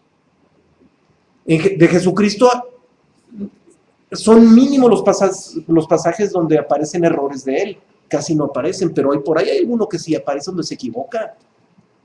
Y yo creo que debió haber habido más pasajes donde él se equivocaba, pero pues la religión los mutiló. No, es que Jesucristo es Dios, ¿cómo vamos a permitir que aparezca esto? Pero se les escapó uno donde Jesucristo dice: ningún rico puede entrar al reino de los cielos. Y voltean sus discípulos y lo ven con cara de asombro, y así lo describe la Biblia, que lo voltearon a ver con cara de asombro, como diciendo, no la riegues, ¿verdad? Bueno, eso último no lo dice, eso último no, pero sí describe que lo voltearon a ver con cara de asombro. Eso sí lo describe la Biblia, que lo miraron con cara de asombro, y ahí Jesucristo rectifica, reconoce que se equivocó en lo que dijo, y rectifica y dice: qué difícil es que entren en el reino de Dios los que confían en sus riquezas. Hace una rectificación, pero enorme, porque una cosa es tenerlas y otra cosa es estar identificado con ellas. Es muy distinto. El problema no es tenerlas, el problema es estar identificado con ellas, porque hay quienes no tienen riquezas más que unas cuantas latitas de comida, y eso es toda su riqueza, pero resulta que están mucho más identificados con esas latitas que alguien que tiene una mansión. Entonces, el problema no es tener riquezas, el problema es qué tan identificado estás con las riquezas. Y ahí Jesucristo no utiliza la palabra identificación, pero lo dice de una manera que indiscutiblemente estaba hablando de identificación. Dice, rectifica y dice, qué difícil es que entren los que confían en sus riquezas. ¿Qué es confiar en sus riquezas? Es estar identificado con ellas. O sea, no utilizó la misma palabra, pero el fondo es el mismo, el sentido es exactamente el mismo. La confianza en las riquezas es la identificación con ellas mismas, y ahí Jesucristo habla de identificación. Bien, vamos a la siguiente. Ahora nos vamos al Evangelio de Magdalena. Seguimos con cristianismo y nos vamos al Evangelio de Magdalena. Esta cita dice así: estén atentos para que nadie los desoriente, diciendo, helo aquí, pues el Hijo del Hombre está dentro de ustedes. Síganlo, quienes lo busquen lo encontrarán. Aquí es muy reiterativa la situación de que nuestra búsqueda primero empieza en lo exterior. Sin embargo, como dice María Magdalena en este evangelio excepcional, ojalá lo leyeran de la Hamadi, comenta María Magdalena: quien lo busque dentro de sí mismo lo encontrará. Y es cuando volteamos a ver hacia adentro, hacia esa parte interior, el camino es interior. La siguiente cita es del Evangelio del Evangelio de Judas. Qué diferencia tan grande. El Evangelio de Judas, también cristianismo, son palabras de Jesucristo, escritas a través de este Evangelio. Muy breve, pero genial esta cita. Muy reveladora para lo que hace el tema de hoy, que es la búsqueda. Dice: te digo que el hombre debe volar como las aves, porque el hombre es espíritu, y el reino del espíritu no está en la tierra. Bueno, otra forma clara y directa en la que Jesucristo dice que el hombre no es de aquí. El hombre no es de aquí. Y si el reino del espíritu no es de aquí, de la tierra, entonces la búsqueda resultaría absurdo y estúpido emprender una búsqueda aquí en la Tierra.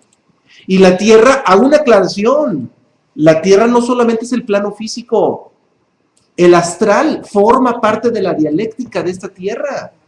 La naturaleza del plano astral es exactamente, deviene de la materia.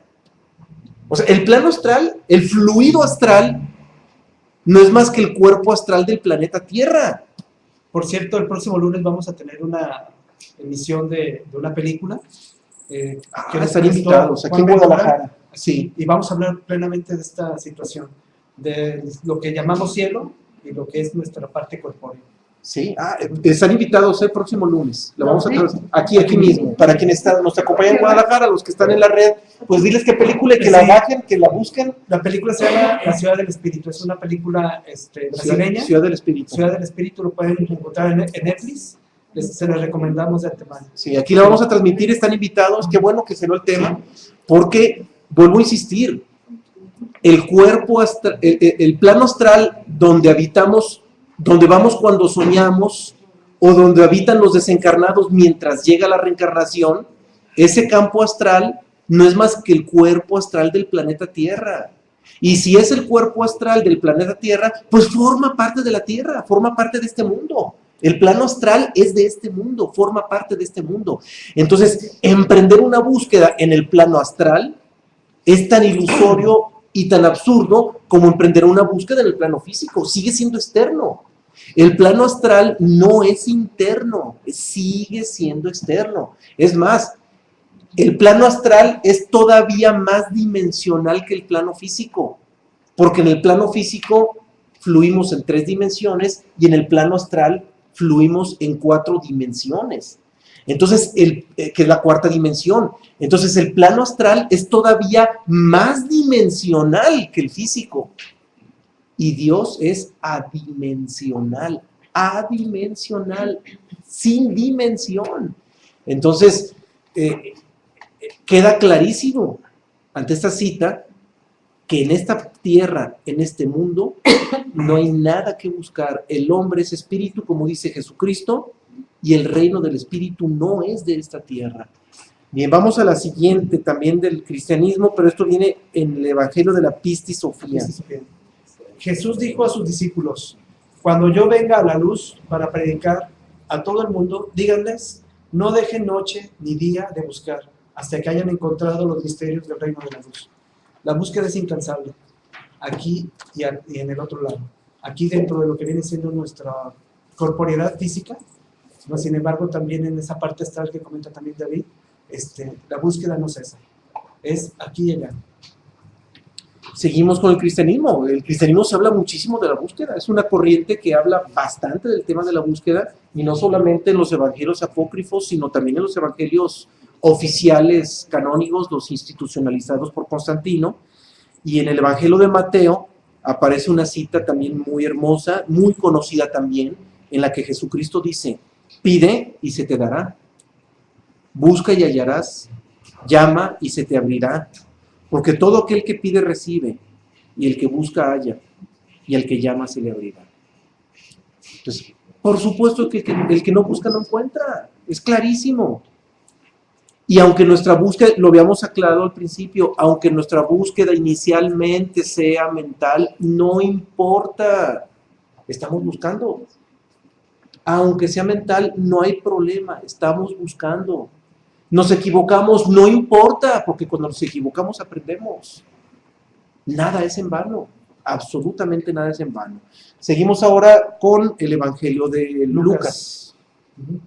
Pide y se te dará. No, esa es la de Mateo, es la que acabo de leer. Vamos a la siguiente, que es del Evangelio de Lucas. Un poquito más larga es esta cita, pero también exquisita. Yo les digo, piden y se les dará, busquen y hallarán, llamen y se les abrirá. Porque todo aquel que pide recibe, y el que busca halla, y el que halla se le abrirá. ¿Qué padre de ustedes, si su hijo le pide pan, le dará una piedra? ¿O si pescado, o lugar de pescado, le dará una serpiente? ¿O si le pide un huevo, le dará un escorpión? Pues si ustedes, siendo malos, deben dar buenas dádivas a sus hijos, cuando más su Padre Celestial dará el Espíritu Santo a los que lo pidan. Bien, aquí en este sentido podemos abonar también que existe la verdadera oración que se hace dentro de sí mismo, hacia la parte interior de nosotros mismos. La mayoría de las oraciones las dirigimos hacia la parte externa. Y normalmente lo que hacemos es pedir y pedir y pedir.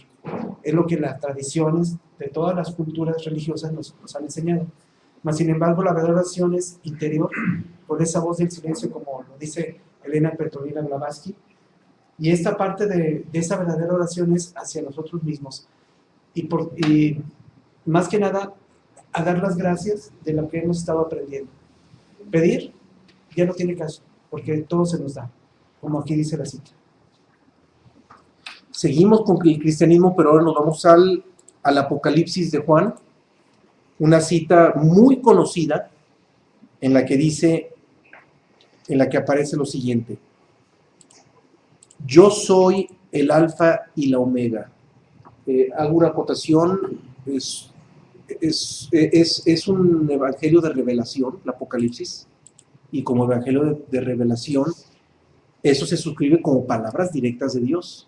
Claro, traducidas al lenguaje, aunque aun cuando el lenguaje es limitado, Juan en su revelación traduce el lenguaje, esa revelación que vive, y estas palabras son surgidas de esa revelación de Dios. Yo soy el alfa y la omega, el principio y el fin. Al que tuviere sed, yo le daré gratuitamente de la fuente del agua de la vida.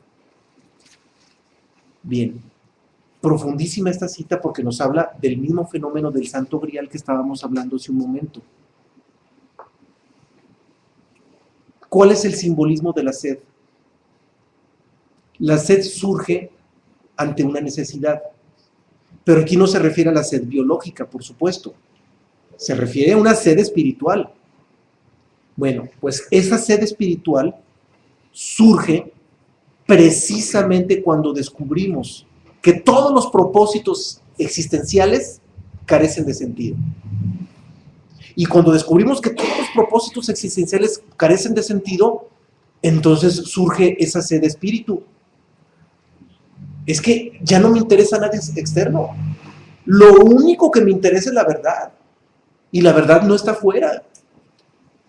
Y cuando ya se tiene conciencia del nulo sentido de lo externo, se genera ese vacío. Y ese vacío es la sed.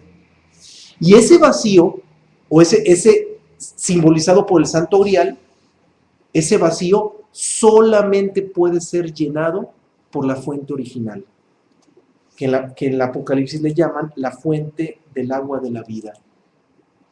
Esa fuente del agua de la vida, que en esos términos se cita en el Apocalipsis, es lo que nosotros manejamos en el tema 16 del tomo 1, que es la fuente original, citada por todas las tradiciones. Vale la pena abundar ese tema.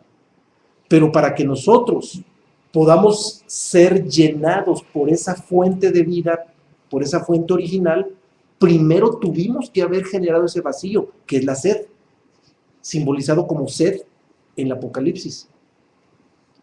Y esa sed jamás va a surgir más que cuando encontremos el nulo sentido de lo externo.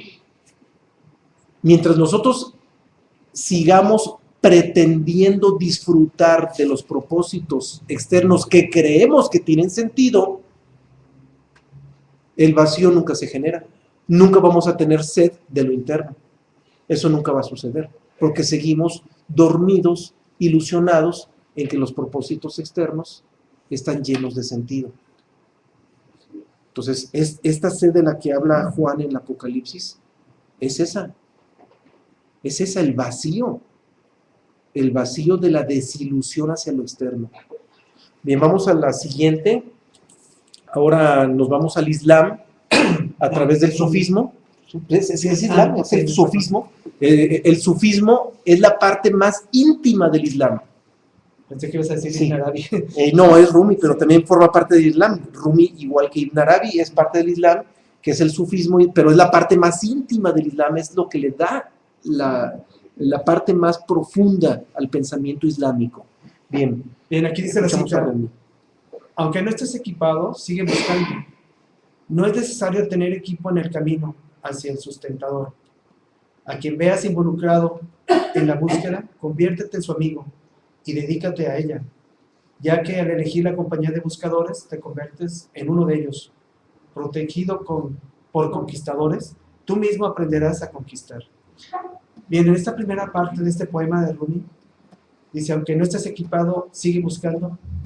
Bien, hay que ser osado, valiente. Cuando se habla del guerrero, es un guerrero interior, un guerrero exterior. Cuando Jesucristo habla de que no viene a traer la paz sino la espada, palabras así medios paradójicas, la espada no es hacia los demás, es hacia nosotros mismos, hacia partir lo que viene siendo esa parte de nuestra personalidad que se cristaliza con el tiempo, cuando pretendemos ser alguien en la vida y nunca volteamos hacia adentro. En la segunda parte de esta cita, nos dice: quien veas involucrado en la búsqueda, conviértete en su amigo. Bien, como dice el dicho mexicano, quien lobos anda, a aullar se enseña. En realidad, cuando nos convertimos en buscadores, comenzamos a buscar el cobijo de más buscadores, de gente que se dedique a esa conquista, no de los demás, sino de sí mismo. Más que nada para mantener viva esa llamita, y esa llamita es lo que hace rato le llamamos el centro de gravedad permanente. ¿Cuál es esa llamita?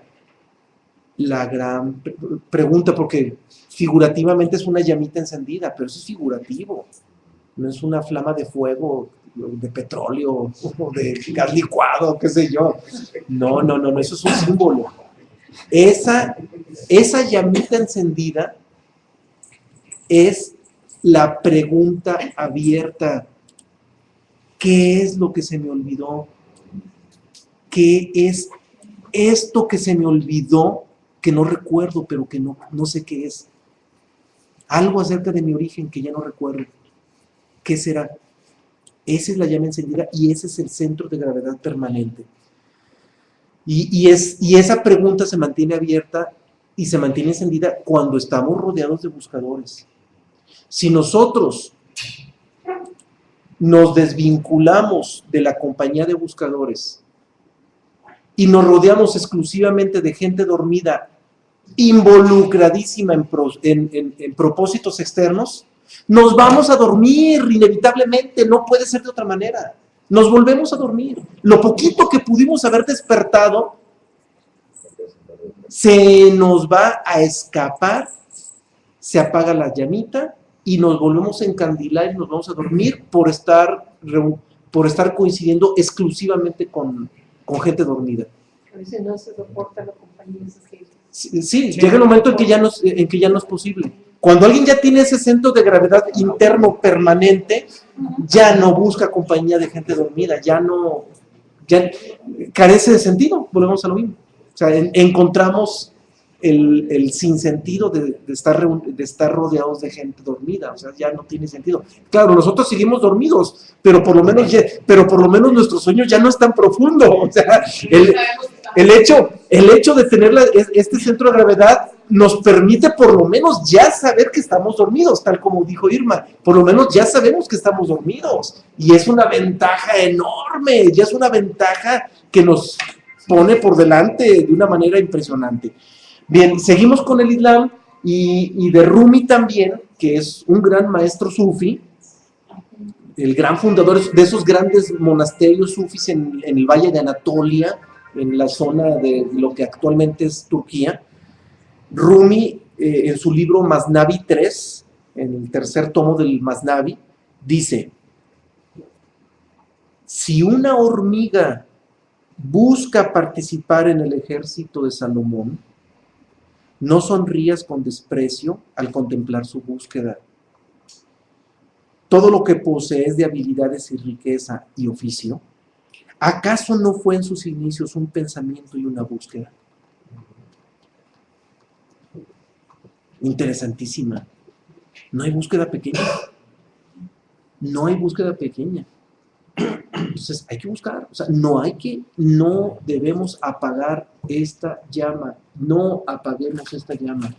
Bien, vamos a la siguiente Nos vamos ahora a la alquimia, a la etapa alquímica, siglo XVI para Celso.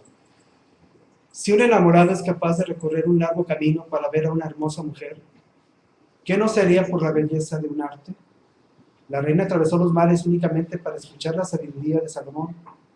¿Cuál fue la verdadera razón de que la reina fuese en busca de Salomón? Pues la sabiduría es un don de Dios. Allí donde Dios la concede, allí debe ser buscada. Allí donde Dios sitúa su arte, allí conviene buscarlo. Nuevamente, esta búsqueda es incesante. Cuando surge desde el corazón, nada lo para. Nada nos para. Aquí se está refiriendo a la reina de Saba. La reina de Saba, que era la reina de una tribu africana de origen negro. De Etiopía, sí. Y la reina de Saba se encontró con Salomón y gran parte, bueno, ella se sumó a la tradición hebrea, a los semitas, y hoy por hoy, en el siglo XXI, los judíos reconocen una vertiente de raza negra como parte del pueblo de Israel, precisamente por la vertiente de la reina de Saba, que era de origen negro, y hoy por hoy tienes ese reconocimiento, y hay un linaje de judíos de raza negra, reconocidos por los judíos, precisamente por la reina de Saba. Y aquí pues lo interesante, ahora, ¿quién está hablando de la reina de Saba y de Salomón? Un sufi, que es árabe. En el Islam se habla de Salomón, ¿por qué? Porque el origen del Islam viene de allí. También fueron semitas. El origen del Islam es semita.